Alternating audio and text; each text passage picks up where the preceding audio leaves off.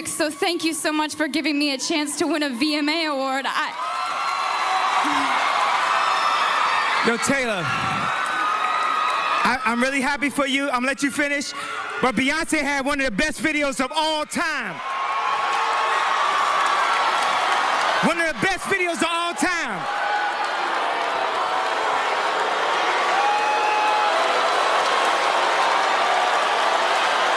The Beyonce Grammy snub controversy. The truth behind the headlines. What's going on, celebrity program TV family? Before we dive into today's explosive topic, make sure you hit that subscribe button because we're about to unpack one of the most controversial debates in music history, and trust me, you don't want to miss what's coming next. Today we're talking about Beyonce, the Grammys, and the narrative that refuses to die no matter how many golden gramophones she takes home. Here's a stat that'll blow your mind. Beyonce has won more Grammy Awards than Amitabh Bachchan has won Filmfare Awards, and she's been nominated more times than Virat Kohli has hit centuries. Let that sink in for a second. We're talking about the most awarded artist in Grammy history, yet somehow the conversation always circles back to how she's been robbed, snubbed, and overlooked. But here's the question nobody wants to ask. Can you really claim you've been snubbed when you literally hold the record for most wins? The moment any industry starts handing out awards, artists get divided into two camps, winners and losers. It's brutal, it's unfair sometimes, but it's reality. Most artists never get their moment to stand on that stage in their finest outfit and deliver a gracious acceptance speech. Most never get to pull a Kanye and say, "Everybody asked what I would do if I didn't win. I guess we'll never know." But here's where it gets interesting. Beyonce knew exactly what would happen when she didn't win certain categories, because Jay-Z would sprint to that microphone faster than you can say formation and tell the entire world how the Academy messed up. Now, before you come for me in the comments, let's get something crystal clear. Discrimination in the music industry is real. The obsession with race, especially when Black artists make it big or get left behind, is a documented problem. For years, the narrative around Beyonce was that she was systematically overlooked for Album of the Year. She lost to Taylor Swift in 2009, Beck in 2014, Adele in 2016, and Harry Styles in 2022. Every single winner was white, and that pattern is impossible to ignore. But here's where we need to pump the brakes and think critically. Sometimes you don't lose because there's some conspiracy against you. Sometimes you lose because on that particular night, with those particular albums, someone else had the better project. Taylor's Fearless was genuinely one of the strongest sophomore pop albums of its era. Beck's Morning Phase might not have been Pink Floyd's The Wall, but it earned better critical reviews than I Am Sasha Fierce.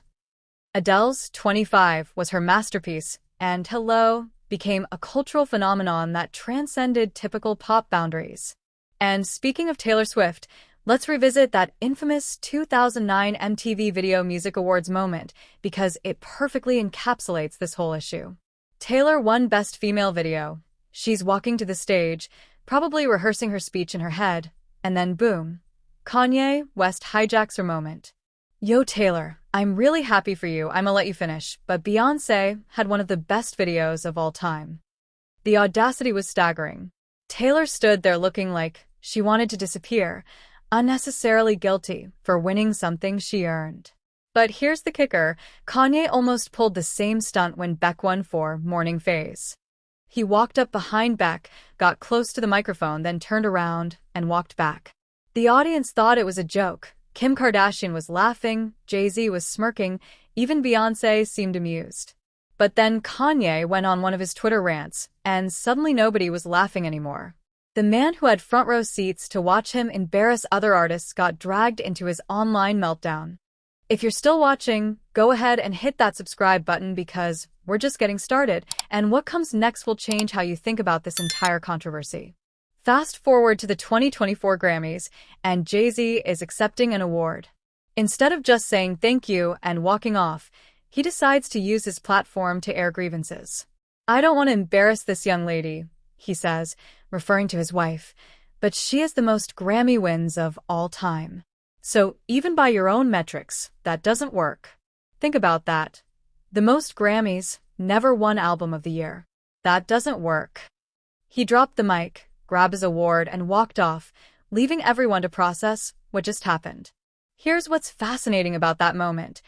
Jay-Z used the Grammy stage to complain about the Grammys while accepting a Grammy. The irony was so thick you could cut it with a knife. But the message was clear. The system is rigged, his wife deserved better, and everyone needed to acknowledge it.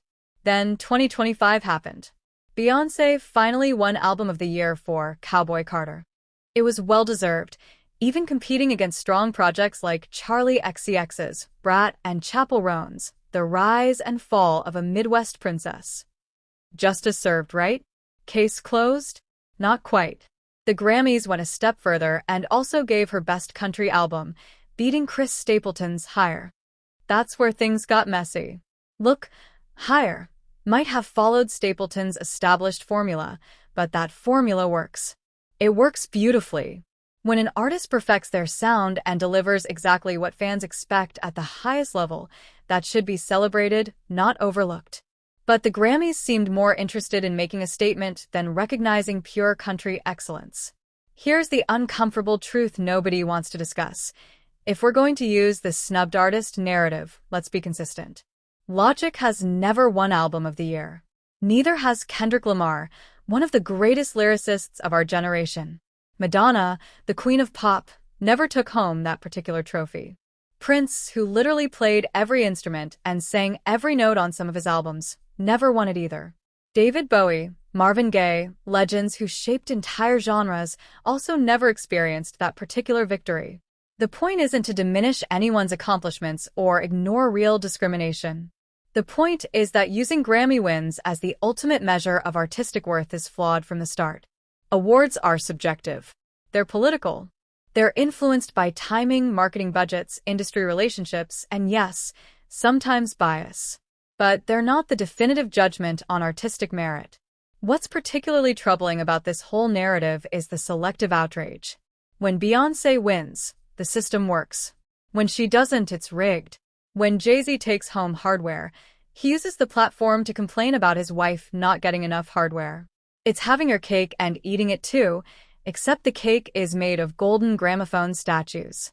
The real issue isn't whether Beyonce has been snubbed. She's the most awarded artist in Grammy history, which makes snubbed a pretty hard argument to make. The real issue is the larger question of representation and fairness in how the music industry recognizes excellence. But co-opting that legitimate concern to serve individual grievances doesn't help anyone. And here's what really gets me. If Jay-Z and Beyonce truly believe the system is fundamentally broken and biased against Black artists, what happens now that she's won?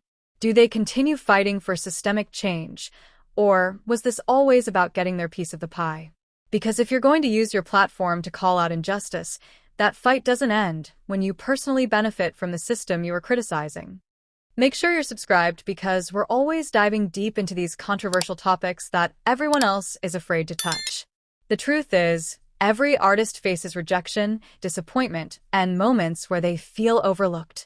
The difference is, most artists don't have husbands who crash award shows to defend their honor or turn acceptance speeches into lectures about fairness. Most artists take their losses, learn from them, and come back stronger without making it about everyone else's failures to recognize their genius. Award shows are entertainment. They're not academic peer review. They're not divine judgment. They're a bunch of industry people voting on subjective preferences in a specific moment in time. Sometimes politics influence the vote. Sometimes it's about making up for past oversights. Sometimes it's about sending messages. And sometimes, just sometimes, it's about the music.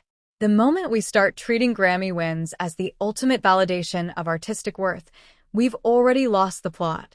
Music is about connecting with people, moving culture forward, and creating something that outlasts the award show buzz. Beyonce has done all of that regardless of how many golden gramophones sit on her shelf. But here's what bothers me most about this entire saga: the missed opportunity. Instead of using their massive platform to consistently advocate for emerging artists, fair representation, and systemic change in the industry, the focus became about settling personal scores and correcting perceived slights. Imagine if all that energy and influence had been channeled into creating opportunities for artists who actually are overlooked and underrepresented. The Grammy controversy reveals something deeper about how we discuss success and failure in America. We've created this narrative where being the most successful person in your field somehow isn't enough if you haven't won every single accolade available. It's not enough to break records, make history, and influence generations. You also need universal recognition in every category, or you're somehow a victim. That mindset is dangerous because it diminishes real instances of discrimination and bias. When everything becomes about being snubbed or overlooked, nothing is about being snubbed or overlooked. It's the boy who cried wolf, except the wolf is systemic racism, and the stakes are much higher than a children's fable. What's particularly frustrating is how this narrative overshadows Beyonce's genuine artistic achievements. Cowboy Carter was a bold creative risk that paid off brilliantly. It showcased her versatility, pushed genre boundaries, and delivered something unexpected from an artist who could have easily played it safe. That album deserved recognition based on its merits, not as compensation for past perceived slights. The real question moving forward is whether this was about justice or just getting what they felt they were owed. Because if it was truly about systemic change, the work doesn't stop when you get your trophy. It continues when you use that victory to lift others up, to change the system that supposedly wronged you, and to ensure that future artists don't face the same challenges. If you're getting value from this deep dive into celebrity controversies, smash that subscribe button because we're not afraid to ask the tough questions everyone else ignores. Here's the bottom line. Beyonce is an extraordinary artist who has achieved unprecedented success. She's broken barriers, influenced culture, and created a legacy that will outlast any award show. The snubbed narrative doesn't elevate her accomplishments. It actually diminishes them by suggesting she needed external validation to prove her worth.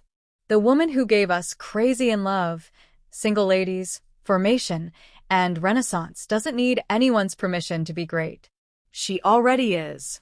The Grammy controversy says more about our relationship with success and recognition than it does about any conspiracy against any particular artist. We live in a culture obsessed with rankings, awards, and external validation, where being the most successful isn't enough unless you're also the most awarded.